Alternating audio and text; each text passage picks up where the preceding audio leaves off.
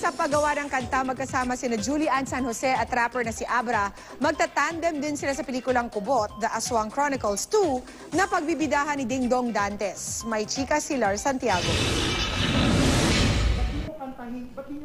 Tila isinilang sa pelikulang Kubot, The Aswang Chronicles 2 ang bagong tandem ni na Julie Ann San Jose at Abra. Kasama ni na primetime king Ding Dong Dantes at bagong leading lady ni si Isabel Daza. Sina Julie Ann at Abra ang magkasama sa pelikula at importante raw ang kanilang role.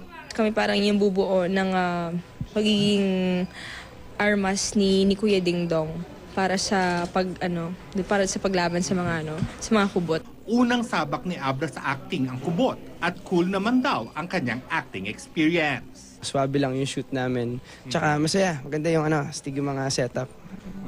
Okay pala shoot ng movie. Ganun pala yung mga galawan. Hindi lang sa pelikula magkasama sina Julie Ann at Abra. Nag-collaborate din sila sa paggawa ng kanta na inirecord nila. Gawa ako, gawa siya. Tapos nagkataon na nung pinagsama namin, bagay.